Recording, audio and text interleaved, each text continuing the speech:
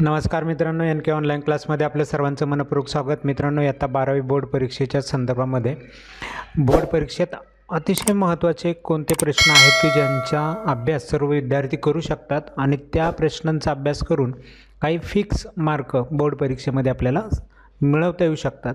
इतर राहिलेल्या प्रश्नांमधील अवघड प्रश्न असतील किंवा मग तुम्ही पाठ केलेले प्रश्न असतील त्याच्यावरती जे प्रश्न येतील त्याची मार्क देखील तुम्हाला मिळणारच आहे. परंतु असे काही नॉर्मल प्रश्न असतात की ते प्रत्येक विद्यार्थी सोडू शकतो. अतिशय सोपे प्रश्न असतात आणि मार्क देखील त्याचे पूर्ण तुम्ही मिळवू शकतात. तर त्यामधील आपण पाठीमागचा एक व्हिडिओ अपलोड केलेला आहे. त्यामध्ये अर्थशास्त्रातल्या प्रश्न क्रमांक 5 तक्ता आकृती आणि उतार्याचा जो प्रश्न आहे त्याच्यामध्ये आपण उतार्यावरती एक व्हिडिओ मी सांगितला की उतारा प्रत्येक विद्यार्थी सोडू शकतो. उतार्यावरचे प्रश्न सोडवायचे आहेत आणि उतार्यावरच्या प्रश्नाचे 4 पैकी 4 गुण मिळवायचेच आहेत प्रत्येक विद्यार्थ्याला. कारण उतार्यातून प्रश्नांची उत्तरं शोधायची आणि ते लिहायचे तर ते सापडू शकतात तुम्हाला उत्तर तिथं. दुसरा एक स्वमतावरती प्रश्न 2 मार्काचा उतार्यावरती विचारले जातं. तुमचं मत असतं, तोही मार्क देऊन जाणारा प्रश्न आहे. काही कळलं नाही तर मी सांगितलं तुम्हाला त्या उतार्यातलेच काही मुद्दे तुम्ही घेऊन मांडले तरी देखील तुमचं त्या ठिकाणी उत्तर होऊ शकतं.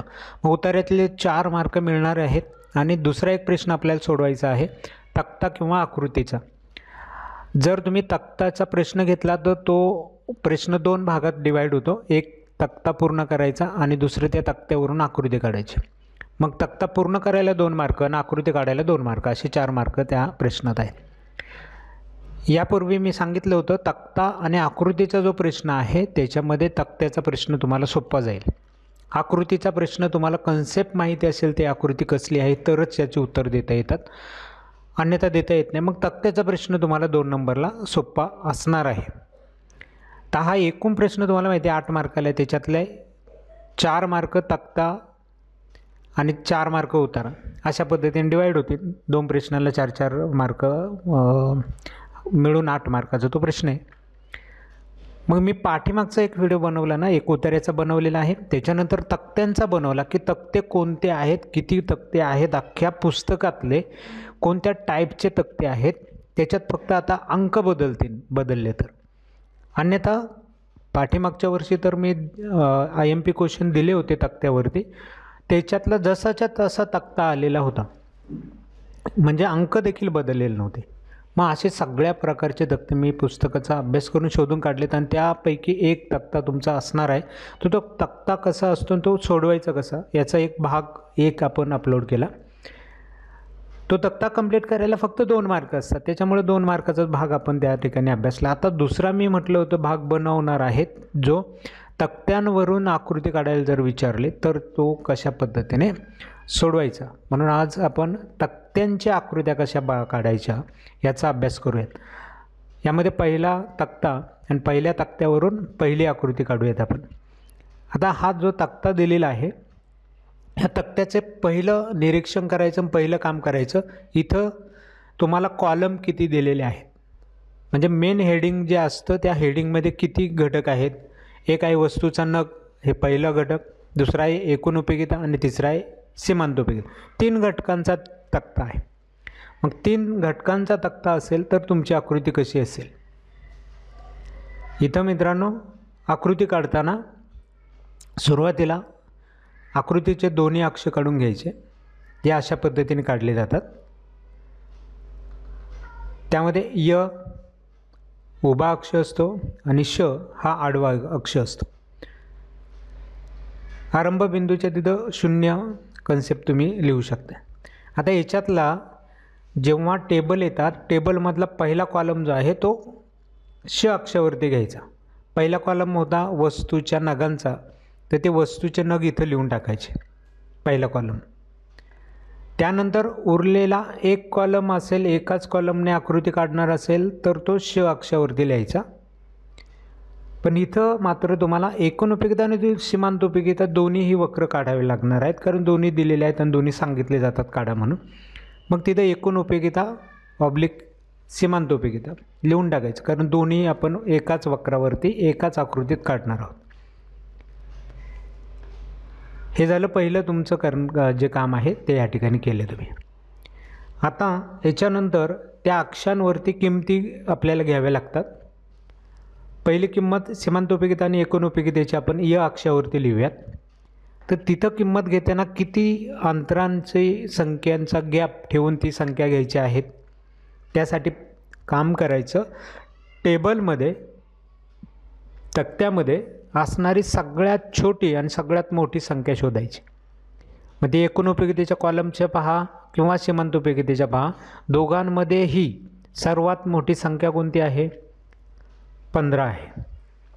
आणि सर्वात छोटी संख्या -1 आहे, -1 आहे. म्हणजे तुमच्या ह्या आकृतीमध्ये 15 पर्यंतच्या संख्या बसल्या तरी चालणार आहे. म्हणून मी 2-2च्या फरकाने संख्या ह्या ठिकाणी घेतोय. म्हणजे फार मोठा आकृती त्या ठिकाणी बनणार नाही आहे. 2-2ची घेतली तर व्यवस्थित पेजवरती बसू शकेल अशी आकृती तयार होईल 2-2च्या फरकाने घेतलेली. आणि क्ष अक्षावरती वस्तूचे नग आहेत. वस्तूच्या नगांच्याही कॉलममध्ये सेम तसंच करायचं. सर्वात छोटी आणि सर्वात मोठी संख्या पाहिजे. वस्तूच्या नगांमध्ये सर्वात छोटी 1 नग आहे. त्यानंतर वाढत जाऊन 2, 3, 4, 5 पर्यंत गेलेले आहेत. म्हणजे एकेकाचा फरक घेतला तरी 5 संख्या आपल्याला लागतील आणि 5 संख्या अशा सहज दाखवता येतील. मग एकेकच्या फरकानेच घ्या. आणि ऑलरेडी आपण जेव्हा पुस्तकामध्ये आकृत्या काढलेल्या आहेत तिथं मी सांगितलं की ह्या आकृतीला एवढं अंतर का घ्यायचं, कशा पद्धतीने घ्यायचं. आता ह्या टेबलमधल्या मी संख्या पाहून ठरवलं की अशा संख्या मी दोन्ही अक्षांवरती घेणार आहे. आता याच्यानंतर वस्तूचे नग आणि एकोणोपयोगिता ह्या 2च कॉलमचा विचार करून एकोणोपयोगितेचा वक्र आधी काढून घ्या. आणि मग तो काढून झाल्यावरती वस्तूचे नग आणि सीमांतोपयोगिता विचारात घेऊन सीमांतोपयोगितेचा वक्र काढा. दोन्ही वक्र काढायला सांगितलेत. मग आधी एकोणोपयोगितेचा काढूयात कारण एकोणोपयोगिता आधी दिलेली. कशी काढायची? वस्तूचे नग 1 आहे आणि सीमांतोपयोगिता किती? 6. अशा वेळेस वस्तूच्या नगांपाशी असलेला 1 ला सीमांतोपयोगितेच्या असणाऱ्या 6कडे एकमेकांना भेटायला पाठवायचे असा विचार करायचा. 1ला पाठवायचं कोणाकडं? 6कडं. आणि 6ला पाठवायचं कोणाकडं? 1. हे 2 मित्र एकमेकांना भेटायला येतात आणि ते भेटण्याचं त्यांचं ठिकाण शोधायचं म्हणजे आपला बिंदू मिळतो. आता 6 जिथं होते ना, 6 पासून उजव्या बाजूला 6 समोर चालत गेला आणि 1 जो होता तो 1 देखील समोरवरती चालत गेला आणि दोघं एका ठिकाणी समोर चालायला लावायचे त्यांना दोघांनाही. इथून हा सरळ चालत जातो आणि हा पण सरळ चालत येतो. जिथं एकत्र येतात तिथं होतात बिंदू स्थापन. आता याच्यानंतर 2ला पाठवायचं कोणाला भेटायला? 11ला. 2 कुठे आहेत? 2 इथे. मग 2ला सांगायचं जा वरती 11 तुला भेटणार आहे. तो सरळ वरती जाईल आणि 11 कुठं? 10 नंतर 12 आणि 10च्या मध्ये 11 असणार आहे ना. मग इथून तो 11 निघेल आणि इथं बरोबर दोघंही एकत्र येतील. पहा आलेत एकत्र. 2 वरती गेलं चालत आणि हा 11 इकडून आला, दोघं ह्या ठिकाणी भेटले. आता 3 आणि 15 हे दोघं भेटायला येणार. 3 इथं आहे त्याला वरती पाठवा आणि कुठे जाणार आहे तो? 3 जाणारे 15ला भेटायला. 14 नंतर इथं 15 येणारे ह्या दोघांच्या मध्ये 14 आणि 16च्या. मग इथून 15 पुढं जाईल आणि भेटायला कोण येणार आहे त्याला? 3 येणार आहे. म्हणजे तो इथं येतो आहे दोघंजण. अशा पद्धतीनं हा एक बिंदू मिळून जाईल. पुन्हा 4 आणि 15 येणार आहेत भेटायला, ते इथं आलेत. 5 आणि 14 भेटायला आले, ते ह्या ठिकाणी भेटलेले आहेत. मग आता सगळे जे मित्र होते ते एकमेकांना भेटलेत. ते कुठं कुठं भेटलेत तो पॉईंटने आपण रस्ता जोडून घेऊयात. अशा प्रकारे जिथं जिथं भेटत गेले तिथले पॉईंट आपण जोडत गेलं सरळ रेषेने तर अशी एक आकृती आपल्याला भेटली. त्या आकृतीला म्हणायचं आहे एकोणोपयोगिता, कारण एकोणोपयोगितेच्या संख्यांद्वारे आपण ती तयार केलेली आहे. ठीक आहे, ही झाली पहिली आकृती. सगळ्या संख्या संपलेल्या आहेत एकूणमधल्या. यानंतर सीमांतोपयोगितेचा वक्र काढायचा. सीमांतोपयोगितेचा वक्र काय सांगतोय? वस्तूचा नग 1 तेव्हा सीमांतोपयोगिता 6 आहे. म्हणजे पुन्हा 1ला 6कडे पाठवायचं. ऑलरेडीच आपण ते दोघं भेटलेलं ठिकाण काढलेलं आहे सुरुवातीस. त्यानंतर 2ला भेटायला पाठवायचं 5ला. आता 2चा मित्र 5 आहे. तो 11ला भेटून आला एकदा, आता भेटायला कोणाला जाणार आहे? 2. 5ला भेटायला जाणार आहे. 5 कुठं असतील? 4 आणि 6च्या मध्ये, अगदी त्यांच्या बरोबर. तर इथं आपला दुसरा बिंदू मिळेल 6 आणि 4च्या मध्ये आणि 2च्या अगदी बरोबर वरती. त्यानंतर 3 हा मित्र 4ला भेटायला जाईल, पण कोणत्या 4ला? सीमांतोपयोगितेच्या 4कडं. त्याच्या शेजारी पण 3च्या 4 आहे, त्याला भेटायला नाही जाणार आहे, तो जाणार आहे भेटायला सीमांतोपयोगितेच्या 4कडं. तर 3 पासून वरती जाईल आणि 4 जिथं होते सीमांतोपयोगितेचे तिथून 4 3कडे चालत येईल. तर असे हे दोघंजण भेटलेत. 4 पुन्हा भेटायला आला 0ला, तर 4 कुठंच नाही गेला, उलट तो 0च त्याच्याकडं आलेला आहे 4कडं, तो या ठिकाणी आला आहे. नंतर 5 गेला आहे ऋण 1कडं. ऋण 1 म्हणजे खालच्या बाजूला असणार आहे. आपण तो आकृतीत दाखवला नाही, तो पण दाखवता आला असता, तर तेही आपल्याला अशा पद्धतीने काढता येईल. आणि मग आता हे सीमांतोपयोगितेचे जे मित्र आहेत ते भेटलेत कुठं? ह्या ठिकाणी. ते जोडून घ्या.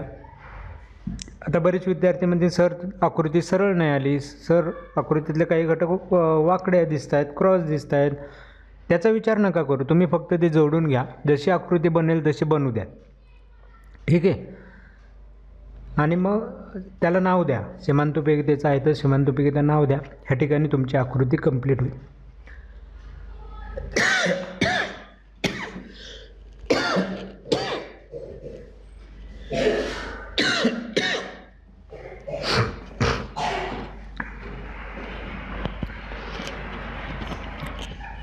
तर अशा प्रकारे मित्रांनो ही होईल तुमची आकृती. याला 2 मार्क, टेबलमधल्या संख्या शोधायला 2 मार्क, 4 मार्क तुमचं फिक्स झालं. यानंतर जाऊयात सेकंड दुसऱ्या तक्त्याकडं. दुसरा तक्ता आहे 2 कॉलमचा. त्याच्यात काय दिले ते नंतर पहा, पण कॉलम किती आहे ते पहिलं पाहून घ्यायचं. 2 कॉलम आहे. 2 कॉलम म्हटल्यावरती खूप सोपी आकृती. एका अक्षावरती याच्यातला कुठला तरी एक घटक घ्यायचा, दुसऱ्या अक्षावरती दुसरा कुठला तरी घटक घ्यायचा. पण मित्रांनो तुम्हाला कधी प्रश्न पडतो का की आपण जेव्हा हे असे अक्ष काढतो त्यानंतर कोणत्या अक्षावरती कोणता घटक लिहायचा? तर मी सांगितले तुम्हाला, पहिला अक्षराला नावं देऊन घेतले, त्यानंतर पहिला जो घटक आहे पहिला कॉलममधला तो श अक्षावरती घ्यायचा आणि दुसरा घटक कुठं घ्यायचा? य अक्षावरती. डोक्याला काही विचार आणायचे नाहीत. 2 कॉलम असेल तर एक श वरती घ्या, एक य वरती पा. घेताना पहिला कॉलम श अक्षावरती, दुसरा कॉलम य अक्षावरती. त्यानंतर आपल्याला संख्या ठरवावी लागते. या अक्षावरती किती संख्या दाखवायच्या आणि श अक्षावरती किती दाखवायच्या. ते कळणार कसं? सीमांतोपयोगिता आपण या अक्षावरती दाखवली तर सीमांतोपयोगितेतली सगळ्यात मोठी आणि सगळ्यात छोटी संख्या शोधण्याची. सगळ्यात मोठी सीमांतोपयोगिता आहे 10 आणि सर्वात छोटी संख्या आहे तिथं ऋण 2. मग 2-2च्या फरकाने घेतले तर आपल्याला संख्या व्यवस्थित दाखवता येतात. 2-2च्या फरकाने. तर आपण त्या समान अंतर घेऊन बरोबर काढायच्या, म्हणजे तुम्हाला प्रॉब्लेम येणार. समान अंतराने आपण ते काढलेले आहेत. आणि वस्तूच्या नगांचा विचार केला तर पहा 1 2 3 4 5 6 7 अशा प्रकारे 7 संख्या आहेत आणि एक एकच्या फरकानेच आहेत. इथं आपण एक एकच्या फरकानेच संख्या घेतल्या तरी चालणार आहेत. फार मोठी आकृती काय इथं बनणार नाही. 7पर्यंत ठीक आहे. आता अशा प्रकारे संख्या लिहून झाल्या की फक्त दिलेल्या संख्या एकमेकांच्या मित्र आहे असं समजायचं. त्या दोघांना एकमेकांना भेटायचं आहे तर हा याच्या घरून निघेल, तो त्याच्या घरून निघेल आणि दोघं कुठंतरी एका ठिकाणी येणार. पण इथं विशेष असतं की जो घरून निघाला तो एकदम सरळ रेषेत चालत जातो दुसऱ्या मित्राला भेटायला. इथं पहा 1 आहे आणि 1चा मित्र आहे इकडं 10. ठीक आहे, 1चा मित्र कोण आहे? 10. मग 1 ही आहे नग संख्या जी इथं आहे आणि 10 ही सीमांतोपयोगिता आहे ती इथं आहे. मग ह्या 1ला 10ला भेटायचं असेल तो 1 असा समोर चालत जाणार आणि हा 10 जो आहे तो देखील अगदी समोर डाव्या बाजूला उजव्या बाजूला चालत जातो आहे आणि 1 हा अगदी सरळ चालत जातो वरती. आणि हे दोघं जिथं एकत्र येतात तिथं बिंदू मिळतो आपल्याला. मी इथं तुम्हाला 10ची रेष आणि 1ची रेष काढून पण दाखवता येईल. मी काढून न दाखवता डायरेक्ट बिंदू स्थापन करून काढलेलं आहे. तुम्ही रेषा पण काढू शकता. ठीक आहे, आपण पुढच्या आकृतीत रेषा काढून ते बिंदू कसे एकमेकांना भेटतात ते पाहूयात. आता 3 गेला 6ला भेटायला, 4 गेला 4कडं, 5 गेला 2ला भेटायला, 6कडं डायरेक्ट 0च भेटायला आला आणि 7 गेलाय ऋण 2कडे भेटायला. खाली ऋण संख्या आहे ते ऋण लिहायचं राहिलं, तिथं लक्ष द्या. तर असे हे सगळे मित्र ह्या बिंदूंपाशी येऊन भेटलेले आहेत, तर ते जोडून घ्या. हा बनतो आपला सीमांत उपयोगितेचा वक्र. अशी आकृती काढली, तुमची आकृती कंप्लीट झाली. यानंतर जाऊया नेक्स्ट पुढची आकृती.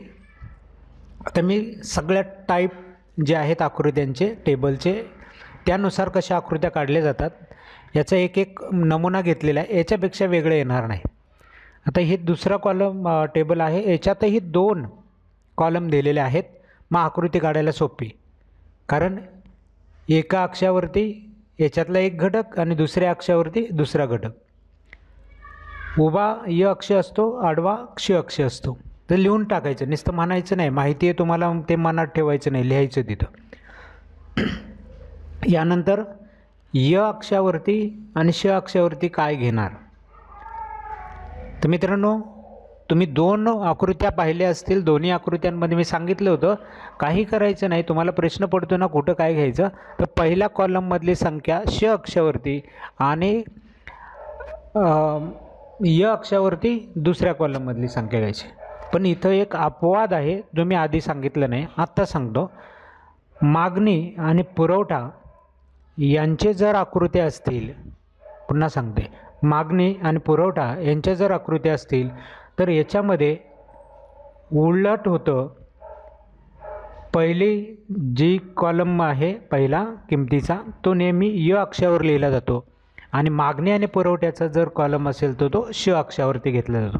म्हणजे या ठिकाणी किंमत य अक्षावरती, आता मी आडवी लिहिली कारण तिथं मला संख्या लिहायच्या आहेत, त्या संख्या थोड्या मोठ्या आहेत म्हणून, आणि असं लिहिलं तरी चालतं, काही प्रॉब्लेम नाही. श अक्षावरती आपण मागणी घेतलेली आहे. पुरवठ्याचा जर तक्ता असता तर मागणीऐवजी पुरवठा आला तरी तो इथंच घ्यायचा खाली. इथं अपवाद आहे, पहिला कॉलम आपण श अक्षावरती घेतलेला नाही. आता जेव्हा मागणी आणि पुरवठ्याच्या आकृत्या येतील तेव्हा मी तुम्हाला हा अपवाद सांगेल की मागणी पुरवठा नेहमी कुठं घ्यायचा, खाली घ्यायचा. आता संख्या मांडायच्या आहेत आपल्याला अक्षांवरती. या अक्षावरती किती आणि कोणत्या संख्या घ्याल, तर त्यासाठी किमतींचा कॉलम पहा. सगळ्यात छोटी संख्या तिथं 100 आहे आणि सगळ्यात मोठी संख्या 350 आहे. मग कितीच्या फरकाच्या संख्या घ्यायच्या, तुम्हाला वाटतं ह्या ठिकाणी 50च्या फरकाच्या संख्या घेतल्या तरी चालतील. 50च्या फरकाने घेतलेल्या संख्या चालतील. तर अशा प्रकारे संख्या विद्यार्थी घेतात. परंतु इथं एक चूक आहे की आपण पहिली संख्या घेतली 100ची आणि नंतरच्या संख्या 50 50 50ने वाढवल्या. असं चालतं का? नाही. एकामध्ये 100चा गॅप, बाकीच्यांमध्ये 50 50चा गॅप, असं नाही चालत. सगळ्या संख्या समान अंतराच्या, समान मापाच्याच आणि समान अंकांच्या असाव्या लागतात. म्हणजे इथं पहिले 50 यायला पाहिजे नव्हती, अजून एक घर वरती आकृती सरली असेल. पण हे मुद्दाम लक्षात द्यावं म्हणून मी टाईप केलेलं नाही. ते 100 पासून सुरुवात केली, इथं चूक होती आपली, लक्षात ठेवा. इथं 50ने सुरू करा. जर 50च्या फरकाने संख्या दाखवणार असेल तर 50 आधी यायला पाहिजे होती, नंतर 100, नंतर 150 50ने वाढवत जायचं. आणि या आकृत्यांमध्ये विशेष असतं की दोन्ही अक्ष जिथून प्रारंभ झाला, जिथं एकत्र आले होते तिथं नेहमी 0 असतात. मग तिथून पुढं संख्या वाढत गेल्या पाहिजे. काही विद्यार्थी हे मी असे पाहिलेत की जसं टेबलमधली संख्या होत्या तशाच्या तशा उचलून इकडे लिहितात. मग वरती जर टेबलमध्ये 100ने सुरुवात झाली असती, 100 150 200, तर इथं लिहिताना पण य पशी ते 100 लिहितात आणि जिथं आरंभ बिंदू आहे म्हणजे ह्या ठिकाणी इथं त्यांचे 350 येतात आणि वरती 100 येतं. 100 150 असं चालत नाही. आपले हे दोन्ही अक्ष ज्या ठिकाणी एकत्र आलेले आहेत तिथं नेहमी 0 असतो, 0 असतो. मग थोडं पुढं गेलं की 100 50 भेटेल, 100 भेटेल, 150 भेटेल. असं जसं जसं आपण लांब जाऊ तसं अंतर वाढत जाईल. तुम्ही इकडे 100 लिहितात आणि ह्या आरंभबिंदूपाशी 350, असं कसं लिहिणार आपण? चूक होते ना. लहान संख्या ह्या आरंभबिंदूपाशी असली पाहिजे, मग वाढत जाणार आहे. आणि इकडं अक्षाकडं तिथंही तसंच आहे. इथं 0 असतो, मग इकडं संख्या वाढत जातील. 2, 5, 10, 15, 20 काय असतील ते अशा पद्धतीने. आता मागणीच्या संख्या आपल्याला दाखवायच्या आहेत. ते इथं पहा, मागणीची सगळ्यात मोठी संख्या कोणती? 30. सगळ्यात छोटी संख्या कोणती? 5. संख्यांमधले अंतर किती? 5, 5 आहे. मग मी 5ने दाखवायला सुरुवात करू का? 5, 10 असं दाखवलं ते इथं 5च्या फरकाने मी संख्या घेतो आहे आणि आपल्याला लागणाऱ्या सगळ्या संख्या ह्या ठिकाणी बसत आहेत. ओके, सगळ्यात मोठी संख्या पण आली, सगळ्यात छोटी संख्या पण आली आणि मधलं अंतर सेम आलेलं. ऑलरेडी टेबलमध्येच होतं, त्याच्यामुळं काय अडचण आले नाही. दोन्ही संख्यांची अंतर आपल्याला व्यवस्थित होती. आता आपल्याला हे जोडून मागणीचा वक्र काढायचा आहे. ठीक आहे, जोडून मागणीचा वक्र काढायचा. तर मी इथं सांगितलं होतं तुम्ही टेबलमध्ये जायचं, टेबलमधली पहिली संख्या पाहिजे किमतीची आणि इकडे पाहिजे मागणीची. हे दोघं मित्र आहेत, किंमत जाते भेटायला कोणाला? मागणीला. ती किंमत, ती मागणी, ह्या म्हणजे ह्या दोघीही मैत्रिणी आहेत. किंमत नावाची एक मैत्रीण आहे आणि मागणी नावाची दुसरी मैत्रीण आहे. त्या दोघी एकमेकींना भेटायचं म्हणतायत आणि कुठे भेटणार आहेत त्या ठिकाणी आपल्याला बिंदू मिळतो. मग पाठवूयात आपण. कोणाला पाठवायचं? आधी ह्या 5 मागणीला आपण पाठवलं भेटायला, नंतर 10ला पाठवलं, नंतर 15ला पाठवलं, नंतर 20ला पाठवलं, नंतर 150ला पाठवलं आपण आणि नंतर 100ला पाठवलं. आता हे सगळेजण ज्या ज्या ठिकाणी येऊन एकमेकांना भेटले त्या ठिकाणांना आपण एका सरळ रेषेने जॉईंट केलं, जोडून घेतलं की आपली आकृती तयार झाली मागणीची. मग त्याला मी नाव दिलं M1 आणि वरून खाली अशा पद्धतीने हा वक्र तयार झाला. तर ही झाली मागणीची आकृती. अशा प्रकारची आकृती तुम्हाला काढायची असते. अवघड नाही आहे.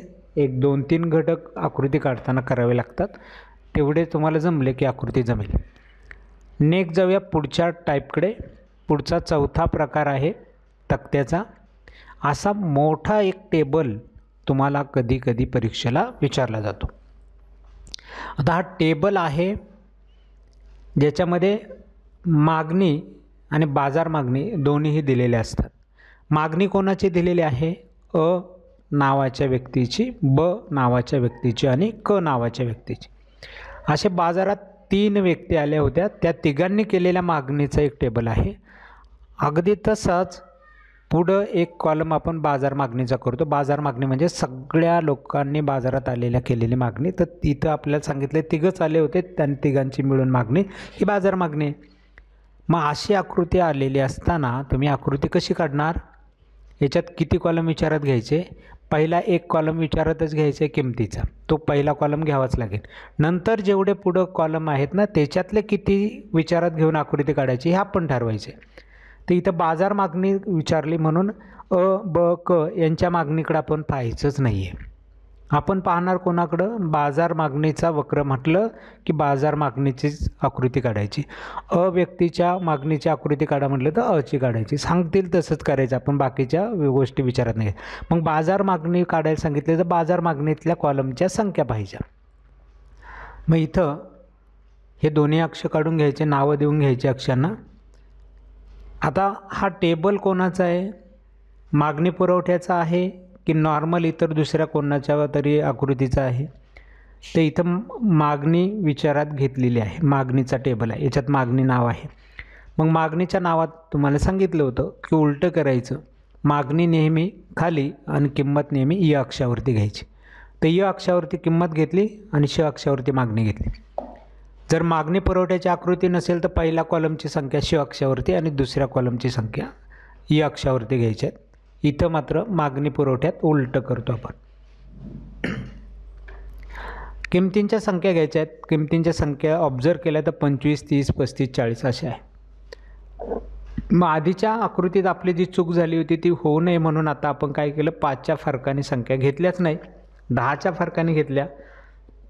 कारण पहिली संख्या 10 आली तर त्याच्यात 10 मिळवले 20 होतील, 20मध्ये 10 मिळवले 30, 30मध्ये 10 मिळवले 40, 40मध्ये 10 मिळवले 50. 10चा फरक जो आहे तो तसाच राहतो आणि आपल्याला ह्या संख्या लिहिता येतात. 25 घेतल्या तर परफेक्ट मिळाले असते आपल्याला ह्या संख्यांच्या पुढे आकृती काढताना, पण त्या घेता आल्या नाही कारण 5चा फरक म्हणला असता तर 5ने सुरुवात झाली असती. 5 नंतर 10, 10 नंतर 15, 15 नंतर 20, 20 नंतर 25 आणि खूप मोठी आकृतीची संख्या आली असते. म्हणून आपण 10 पासूनच सुरुवात केली आणि ते परफेक्ट या ठिकाणी बसू शकतं. नंतर बाजार मागणीचा कॉलम चेक करा. त्याच्यात सगळ्यात मोठी सगळ्यात छोटी संख्या कोणती?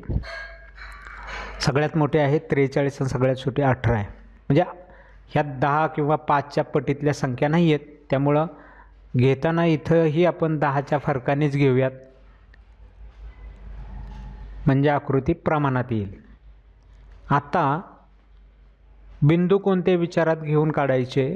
तर किमतीतले 25 ही किंमत आहे. 25 नावाची मैत्रीण भेटायला जाते 43 नावाच्या दुसऱ्या मैत्रिणीला. 25 भेटायला जाते कोणाला? 43 नावाच्या मैत्रिणीला. 30 नावाची मैत्रीण जाते भेटायला 33 नावाच्या मैत्रिणीला.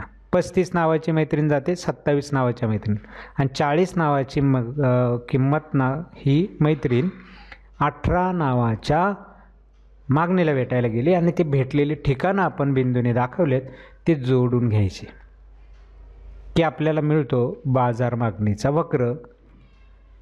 अशा प्रकारे ही आकृती. चला, उशीर होतोय, व्हिडिओ खूप मोठा होतोय. 7वा आपला तक्ता सुरू आहे आणि त्याची आकृती आहे. या ठिकाणी पुन्हा एकदा 3 कॉलमचा तक्ता आलेला आहे. 3 कॉलमचा तक्ता म्हणजे 2 वक्र तुम्हाला काढावे लागणार आहेत. 2 वक्र काढावे लागणार आहेत. मग 2 वक्र काढण्यासाठी पुन्हा एकदा आपल्याला दोन्ही वक्र काढून अक्ष काढून घ्यायचे. य अक्ष काढला, श अक्ष काढला. आता मागणी आणि पुरवठ्याच्या संदर्भातल्या आकृत्या आहेत का? हो, मागणी आणि पुरवठ्याच्या संदर्भातल्या आकृत्या आहेत. मग श अक्षावरती पहिली संख्या घ्यायची का? पहिल्या कॉलममधले घटक घ्यायचा का? नाही, इथं उलटं करतो आपण. पहिला कॉलममधला जो काही घटक असेल तो घ्यायचा कुठं? य अक्षावर. आणि मग उरलेले घटक जे आहेत ते श अक्षावरती. कोण घ्यायचं? दोघांनाही घ्यावं लागेल, कारण मागणीचा पण वक्र काढायचा आणि पुरवठ्याचा पण वक्र काढायचा. इथं एक गोष्ट लक्षात ठेवा, 2 कॉलमचा जेव्हा टेबल असतो तेव्हा तुम्ही रेषा काढून बिंदू स्थापन करून ते जोडले तरी चालते.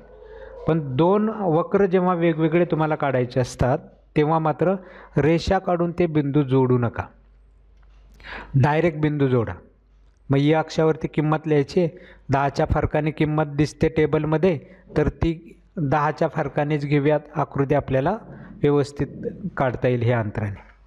नंतर मागणी आणि पुरवठ्याच्या संख्यांचा विचार केला तर दोन्ही ठिकाणी सगळ्यात छोटी संख्या 100 आहे, सगळ्यात मोठी संख्या 500 आहे आणि सगळ्यांमध्ये 100चा फरक आहे. तर घेतानाच आपण 100च्या फरकाच्या संख्या घेऊयात.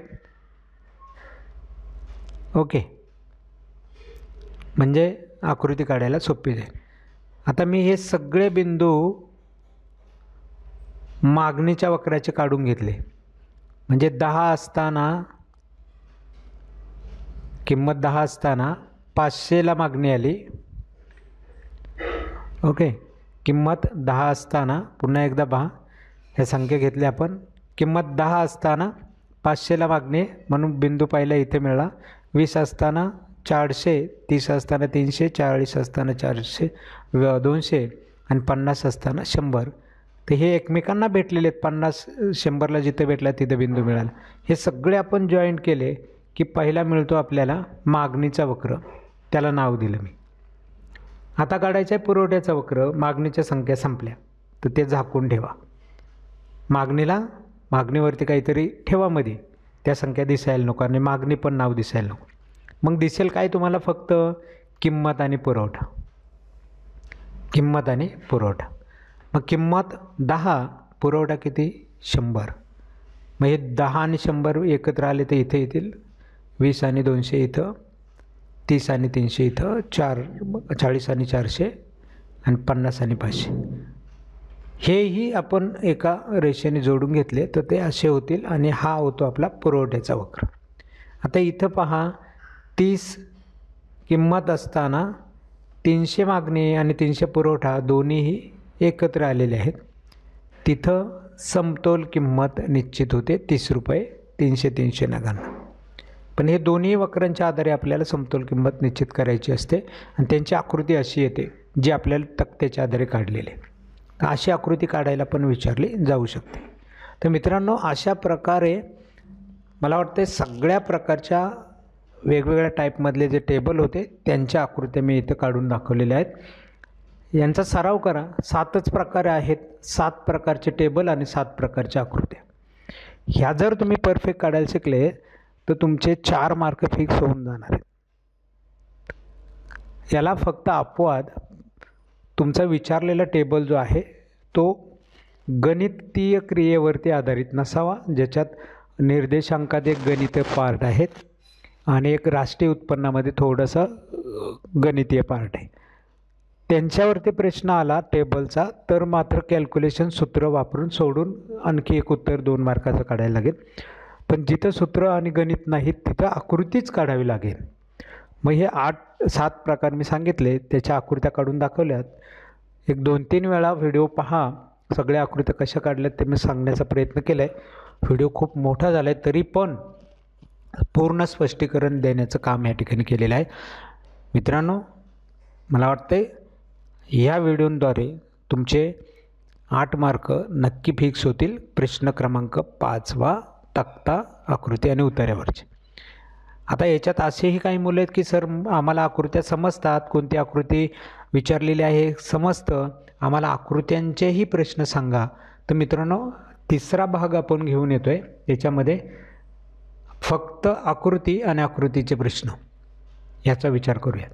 म्हणजे उतार्याचा प्रश्न मी समजून सांगितला एका व्हिडिओमध्ये, तक्त्याचा प्रश्न मी सांगितला आहे 2 भागांमध्ये. भाग 1 मध्ये फक्त तक्त्यातले उत्तरं कशी काढायची आणि भाग 2 मध्ये त्याच्या आकृत्या कशा काढायच्या. आणि आता 3रा जो भाग येईल तो फक्त आकृतीवरती विचारलेल्या प्रश्नांची उत्तरं कशी लिहायची त्याच्या संदर्भामध्ये. म्हणजे एखाद्याला वाटलं की मला तक्ता सर इथं तक्त्याचे उत्तर काढा आणि ह्या आकृत्या काढा, त्यापेक्षा मला आकृतीतल्या प्रश्नांची उत्तरं सोपी वाटतील द्यायला, तर त्यांचीही माहिती द्या. तर आपण त्याच्यावरती पण एक व्हिडिओ बनवूयात. तुमच्यावरती डिपेंड आहे तुम्ही कोणता घटक समजून घेणार आणि कोणत्या घटकाची उत्तरं परीक्षेत लिहिणार. तुम्हाला जो घटक सोपा वाटेल त्याच घटकांची उत्तरं परीक्षेमध्ये लिहायची. ठीक आहे, चला तर मग आजचा व्हिडिओ कसा वाटला कमेंटमध्ये जरूर लिहा. आवडला असेल तर आपल्या मित्रांना शेअर करा. आणि मित्रांनो, या वर्षात आपल्याला परीक्षेपर्यंत 1 लाखाचं सबस्क्रायबर टार्गेट पूर्ण करायचं आहे. अजूनही बरेच विद्यार्थ्यांनी चॅनल सबस्क्राईब केलेलं नाही. चॅनल सबस्क्राईब करा आणि तुम्ही 12वी बोर्ड परीक्षेत चांगले गुण मिळवा. आपण 1 लाख सबस्क्राईबपर्यंत पोहोचेल. भेटूया आपल्या पुढच्या नवीन व्हिडिओमध्ये. तोपर्यंत नमस्कार.